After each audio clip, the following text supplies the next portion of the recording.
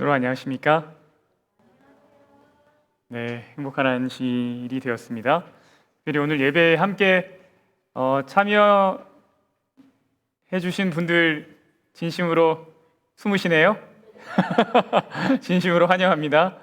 네, 이렇게 함께 예배하게 된 것을 기쁘게 생각합니다. 네, 오늘 우리가 함께 나눌 말씀의 제목은 은혜가 이끄는 율법입니다. 우리 함께 출애굽기 19장을 펴시겠습니다. 출애굽기 19장입니다. 출애굽기는 성경의 두 번째 책입니다. 창세기, 그 다음에 무슨 책인가요? 출애굽기. 19장은 18장 다음에 있습니다.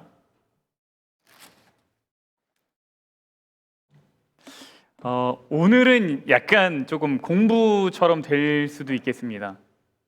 이 19장부터 등장하는 내용의 어떤 구조적인 부분 속에서 하나님의 율법이 의미하는 바가 무엇인가를 좀 살펴보려고 합니다. 그래서 19장에는 무슨 내용이 나오며 그 이후에는 무슨 내용들이 나오며 이것들을 어떻게 우리가 이해할 수 있는가, 이해해야 되는가, 어떤 관계가 있는가, 이런 부분에 대해서 저희가 좀 살펴보려고 합니다.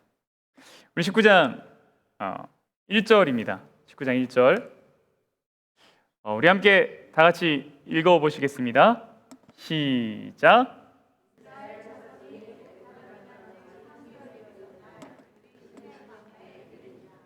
애굽 땅을 떠난 지 몇 개월이 되던 날, 3개월이 되던 날 시내 광야에 이르렀습니다. 근데 이 3개월 동안 참 많은 일이 있었죠. 여러분 아시는 내용들 무슨 내용이 있었습니까? 무슨 일이 있었어요?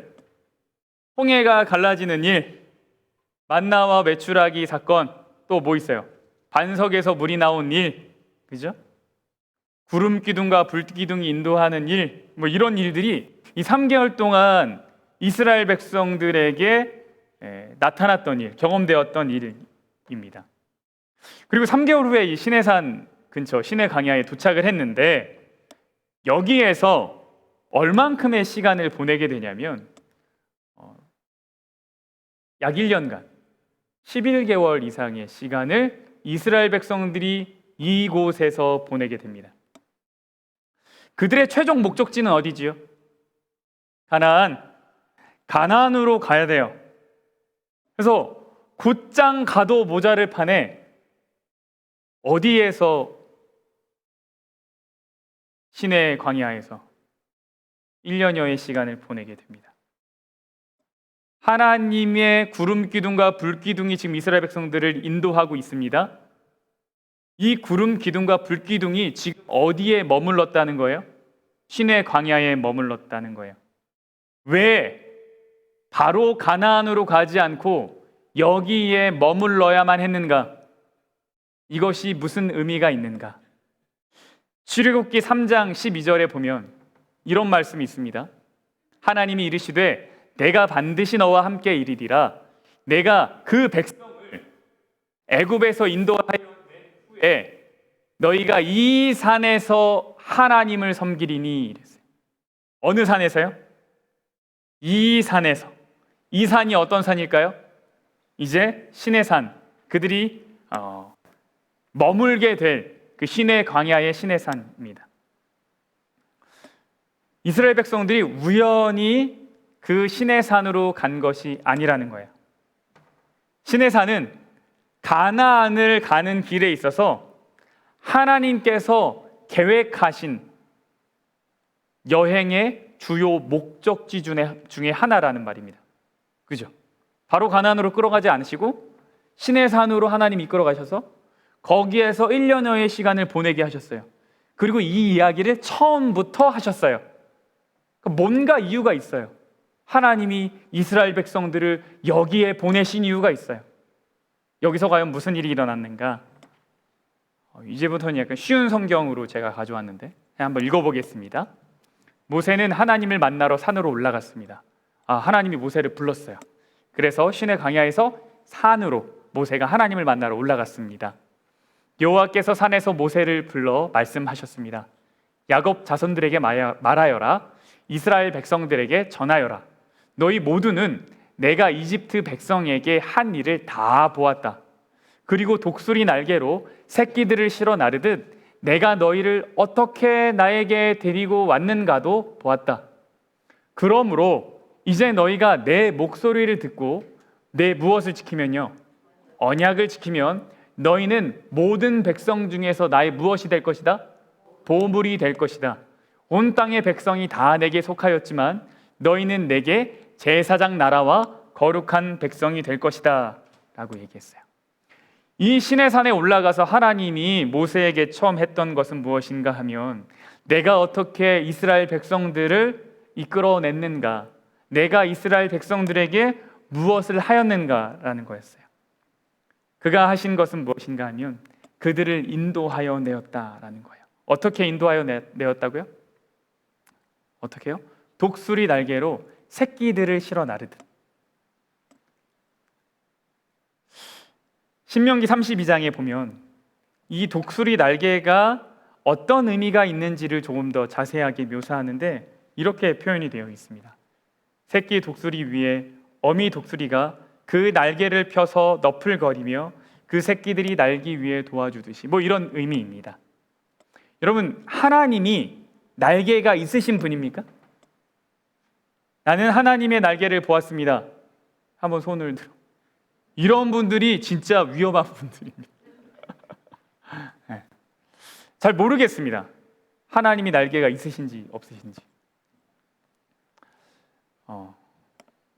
그런데 이스라엘 백성들은 무엇을 봤냐면 독수리의 날개가 새끼들을 이렇게 보듬는 때, 그 날개로 새끼들이 날도록 도와줄 때, 그 모습 속에서 사실 누구를 발견한 겁니까? 하나님의 모습을 발견한 거예요. 이스라엘 백성들에게 어미사의 날개는 참 따뜻하고 때로는 시원하고 포근하고 안정을 주는 것이죠.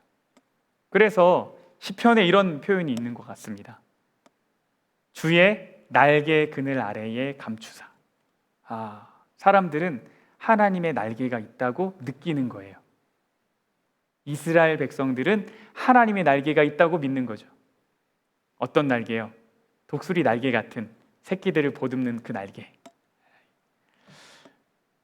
이렇게 하나님이 이스라엘 백성들을 어떻게 이끌어냈는가를 다 말씀하신 후에 무슨 말씀을 하시는가 하냐면, 그러므로 이제 너희가 내 목소리를 듣고 뭐 하면요? 내 언약을 지키면 이라고 얘기하십니다. 이스라엘 백성들에게 요구하는 의무들에 대한 이야기를 하십니다. 개역 개정판에는 순전히 순종하라 이런 표현으로 되어 있습니다. 언약을 지키라라는 말이에요. 언약이라는 것은 나라와 나라 사이에 혹은 사람과 사람 사이에 혹은 나라와 사람 사이에 맺는 아주 엄중한 조약입니다. 약속보다 훨씬 강력한 법적 구속력이 있는 것이에요. 당시에 이스라엘 나라 주변의 나라들에서도 이러한 조약들, 언약을 맺었던 기록들이 발견되는데, 출애굽기가 한 기원전 1500년경에 쓰여졌다고 이제 학자들이 생각합니다. 근데 기원전 15세기경 히타이트족이라는 이 족이 나라 간의 조약을 맺은 기록이 있습니다. 그리고 좀 한참 후이긴 하지만 기원전 9세기경에도 시리아 아라믹 조약이라는 게 이제 고고학적인 발견 가운데 있었어요. 아주 정치적인 조약이고 나라들 간에 하는 조약입니다.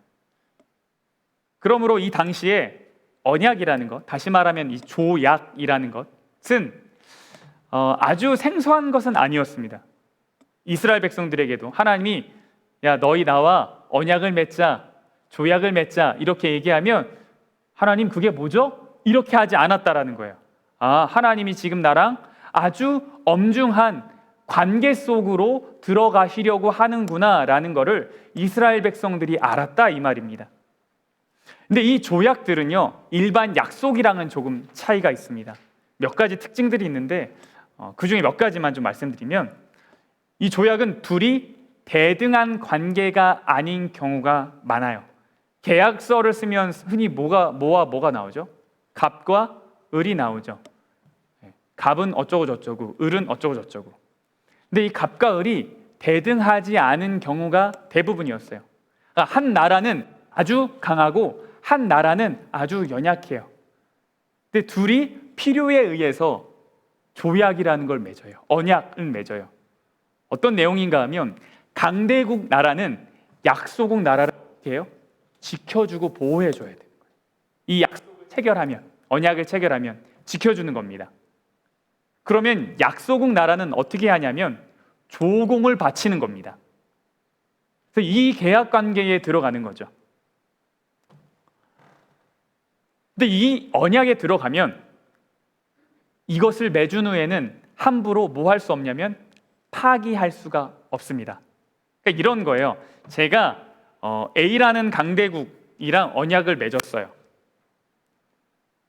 그런데 B라는 나라가 좀 더 세 보여서 B라는 나라와도 언약을 맺고 싶어요. 이런 건 없다는 거예요.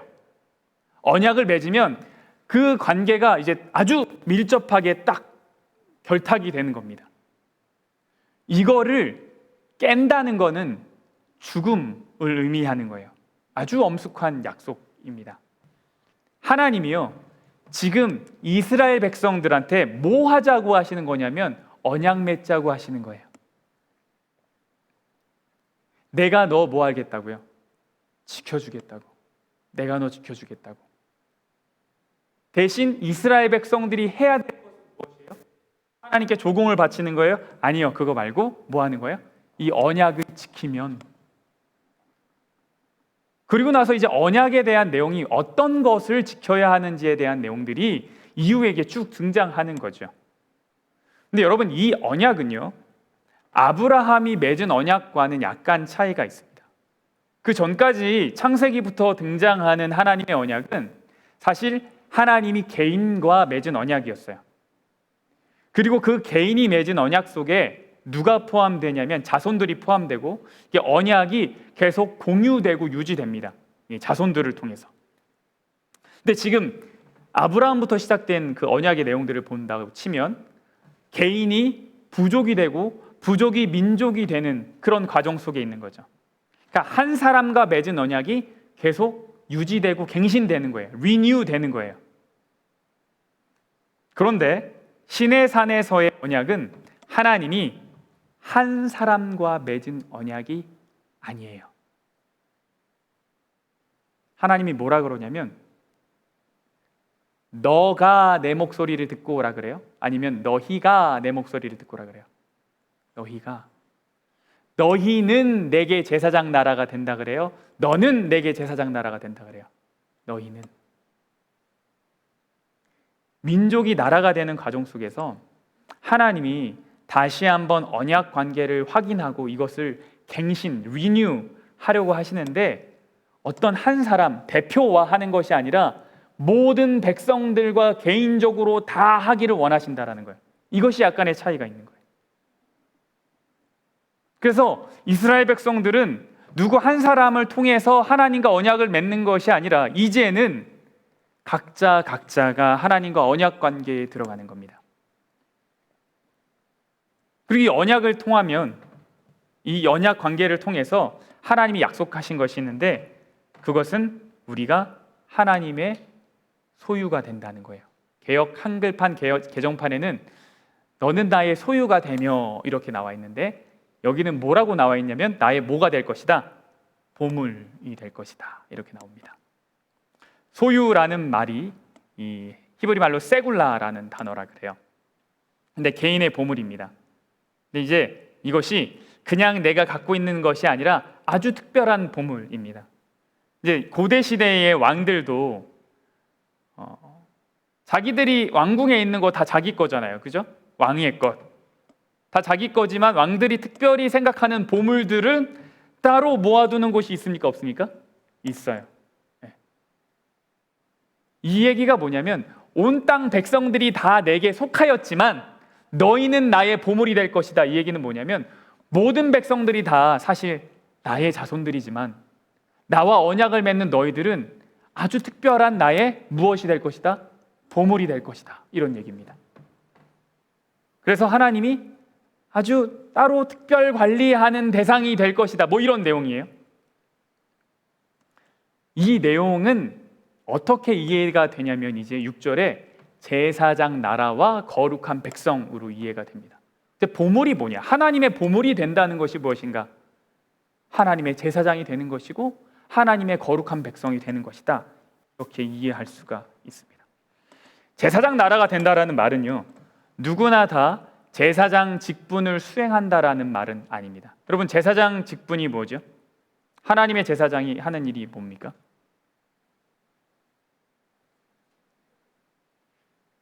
머리에는 막 있지만 이렇게 단어로 안 나오십니까? 여러분이 머릿속에 생각하시는 그것, 사람들의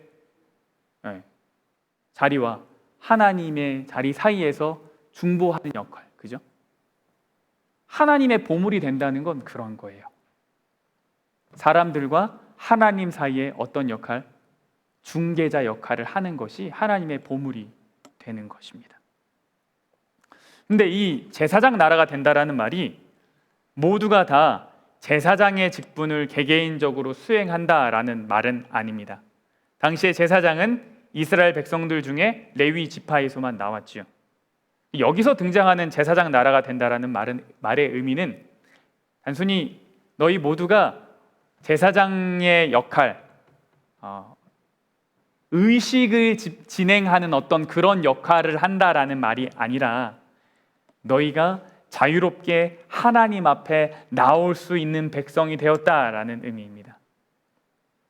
하나님은 제사제도, 성소제도 이런 것들을 통해서 모든 이스라엘 백성들이 하나님께 나올 수 있도록 하셨습니다. 그러니까 보물이 되는 것은 하나님을 더 가까이에서 만나고 더 가까이에서 모실 수 있는 그런 자격을 갖게 되었다, 이런 의미입니다. 많은 나라가 있지만 그 가운데 특별히 하나님을 더 잘 알게 되는 특권을 누리는 백성이 되었다, 이런 말입니다. 그래서 그냥 백성이 아니라 거룩한 백성이라고 말하는 겁니다. 구별된 백성이죠. 거룩이라는 말의 의미는 경건하고 깨끗하고 이런 의미 이전에 어떤 의미가 있습니까? 구별되었다라는 의미가 있는 거예요. 그래서 모든 백성이 하나님의 백성이지만 하나님과 언약 관계에 들어간 사람들은 하나님의 보물이 되는 것이고 거룩한 구별된 백성이 된다라는 의미입니다. 하나님을 닮은 삶을 살도록 부름을 받은 특별한 백성인 것입니다. 이러한 특권과 독특함을 갖고 살아가도록 부르심을 받았다라는 거죠. 우리가 하나님과 언약을 맺는다라는 건 그런 의미입니다. 인간을 통해서 맺을 수 있는 것이 아니라는 것입니다. 하나님과 우리가 직접 언약을 맺어야 하는 거예요. 목사를 잘한다 그래서 내가 하나님의 백성이 되었다라는 것이 아니라는 거죠. 각자가 하나님의 백성이 되어야 한다라는 것입니다. 하나님의 소유가 되어야 되는 거예요. 아주 특별한 보물이 되는 것이죠. 그래서 하나님은 우리를 지키시고 돌보시는 겁니다. 하나님은 이러한 초청을 모든 사람들에게 다 하셨고 모든 사람들이 그 초청에 응하기를 기대하고 계시는 것이죠. 우리가 하나님과 언약을 맺는다는 것은 그래서 아주 커다란 특권을 갖게 되었다라는 의미를 줍니다. 내가 하나님의 것이 된 것이에요. 여러분이 하나님과 언약을 맺는다면, 이제 우리가 언약에 대한 이야기를 좀 살펴볼 텐데, 언약을 맺는다면 여러분은 하나님의 것이 되는 거예요. 하나님은 나의 주인이 되시고 우리를 지키시는 분이 되는 겁니다. 하나님이 이스라엘 백성들에게 언약을 말씀하셨습니다. 그래서 이스라엘 백성들이 이 언약을 맺어 특별한 나라가 될 것을 요청하셨습니다. 이스라엘 백성들이 이 초청에 어떻게 했을까요?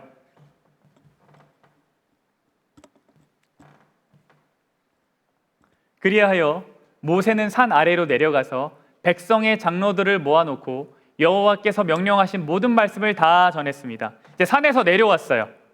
하나님의 말씀을 갖고 모세가 내려왔습니다. 그리고 하나님이 모세에게 이야기해 주셨던 것들을 백성들에게 다 이야기했습니다. 자, 이스라엘 백성 여러분, 여러분들이 하나님과 언약 관계에 들어갈 수 있습니다. 언약을 맺으시면 하나님이 우리를 지키십니다. 우리가 하나님의 소유가 됩니다. 우리가 그분의 보물이 됩니다. 우리가 거룩한 백성이 됩니다. 이렇게 얘기했더니 이스라엘 백성들이 좋습니다. 우리가 여호와께서 말씀하신 대로 다 하겠습니다. 이렇게 얘기했습니다. 그리고 모세는 백성들의 말을 다 가지고 다시 누구한테 가는 거예요? 하나님께 갔습니다. 이것이 출애굽기 19장에 일어나는 그 이후에 일어날 이야기들의 서론 같은 이야기예요. 하나님과 이스라엘 백성들이 언약을 맺고자 하였고, 이후의 이야기들은 언약이 맺어지는 이야기, 언약 속에 무슨 내용들이 있는가, 이런 이야기입니다. 그리고 그 언약의 처음 내용이 무엇인가 하면 출애굽기 20장에 등장하는 십계명이에요.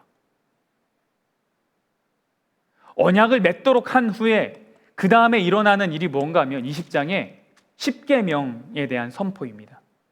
하나님 나라의 법이 선포되는 거예요.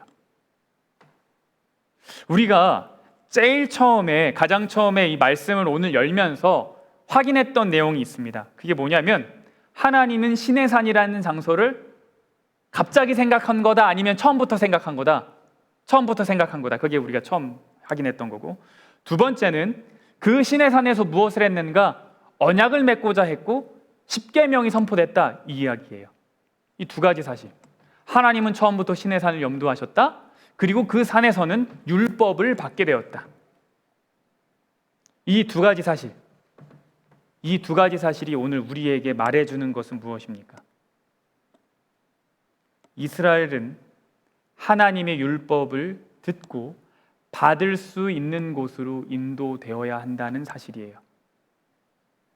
하나님의 백성들은 하나님의 법을 듣는 곳으로 인도된다는 것입니다. 하나님이 우리를 이끄시는 곳은 율법이 선포되고 그분의 사랑이 확인되고 하나님과의 언약의 관계가 굳게 되어지는 곳인 것입니다. 그러므로 하나님이 우리를 궁극적으로 이끌어 가시려고 하는 하늘나라를 가는 여정 가운데도 우리가 반드시 거쳐야 되는 것이 있어요.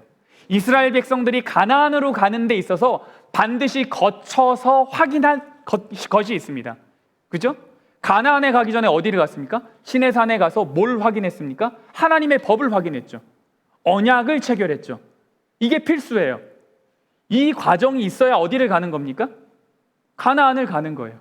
마찬가지로 우리가 하늘 가나안이라는 곳을 가는 여정 가운데서도 반드시 거쳐가야 되는 곳이 있어요. 그것이 어디입니까? 하나님의 법이 확인되고 하나님의 법 안에서 언약의 관계가 맺어지고 그 사랑을 확인하는 거죠. 하나님이 나를 어디로 인도하실까 고민이 많으십니까? 어느 직장을 가야 하나? 어느 학교를 가야 하나? 어느 곳으로 이사를 가야 하나? 근데 그 모든 질문 가운데 하나님의 백성이라면 반드시 해야 되는 질문이 있는데 그것은 무엇인가 하면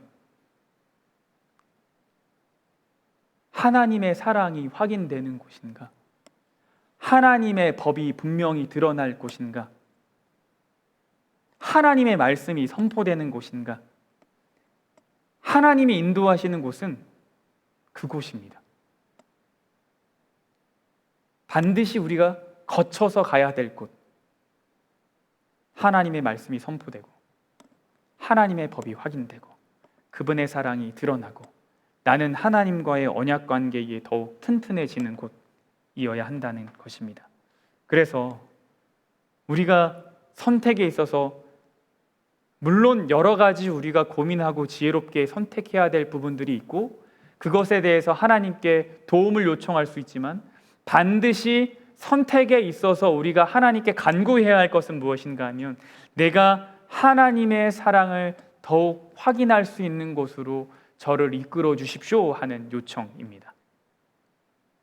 그리고 결정된 후에는 하나님의 사랑을 제가 발견할 수 있게 해주십시오 라고 해야 되는 것입니다.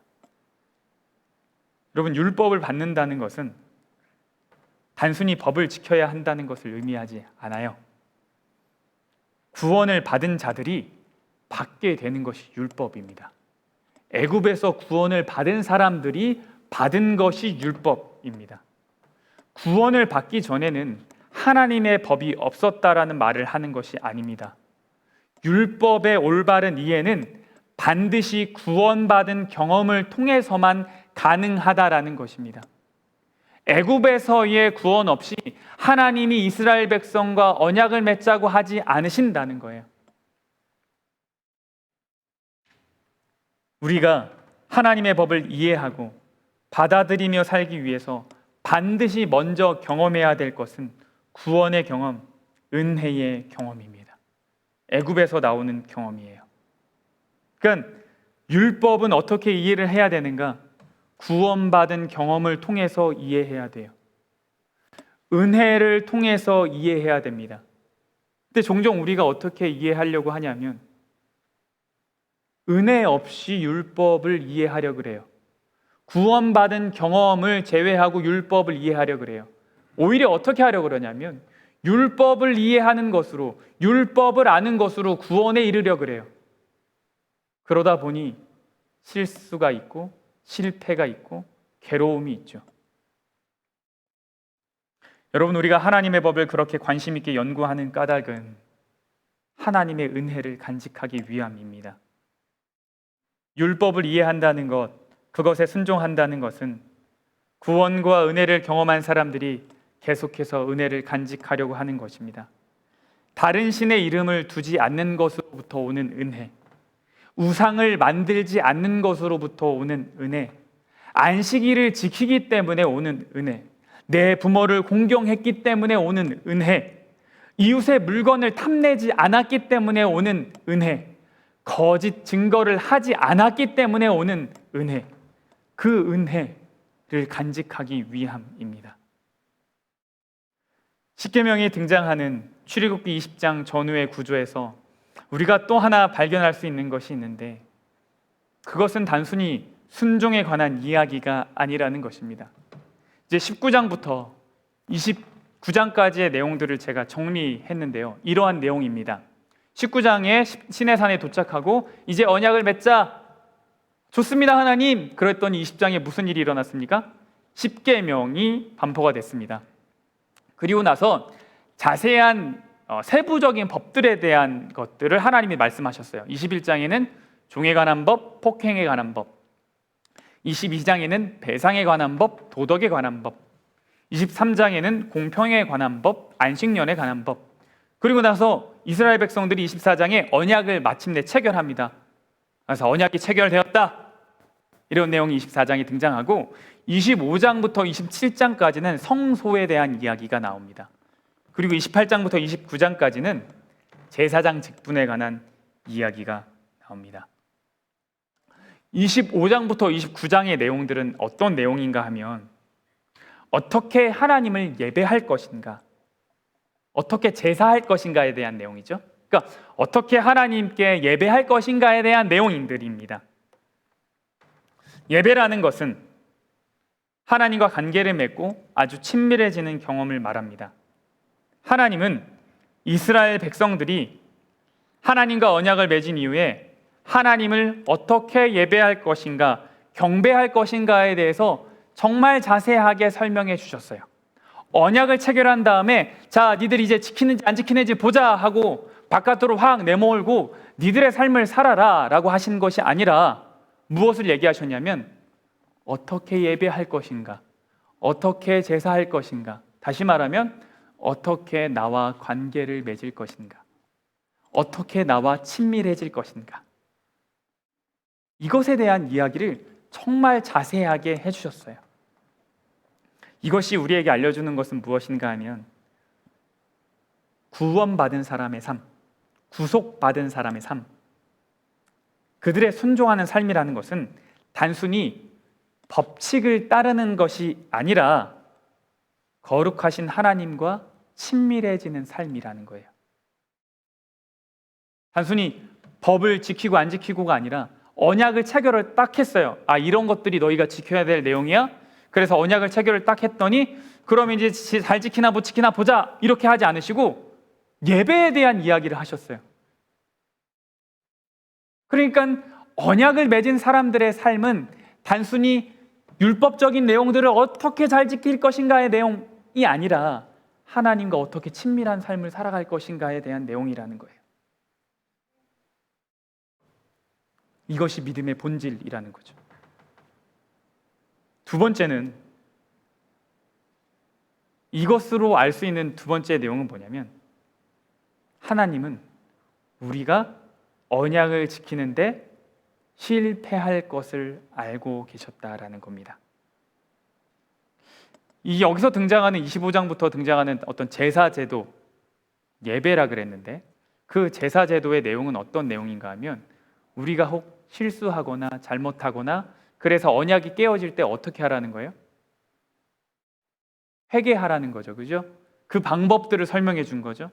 다시금 하나님과 친밀해지는 방법을 알려준 거죠. 그러니까 하나님은 이스라엘 백성들이 언약을 잘 지킬 것을 알으셨다기보단 못 지킬 걸 더 잘 알으셨다, 이렇게 이해할 수 있겠습니다. 깨어진 언약이 회복되는 방법을 말씀해 주셨어요. 우리가 하나님께 돌이키는 방법을 말씀해 주셨어요. 그러니까 하나님은요, 우리가 언약의 깨어짐을 경험할 것이라는 것을 알고 계셨어요. 우리가 무너질 수 있다는 것을 알고 계셨어요. 그래서 그 방법들을 정말 자세하게 설명해 주신 것입니다. 그러니까 우리 하나님이 얼마나 우리와 친밀해지고 싶으신지가 너무 잘 나오죠. 아까 나라와 나라 사이의 조약에서는 어떤 일이 일어난다 그랬어요? 언약을 지키지 않으면 어떻게 된다 그랬습니까? 네, 죽어야 됩니다. 너 조공을 바쳐, 내가 너 지켜줄게. 조공을 안 바쳤어요. 너 뭐 하는 거지?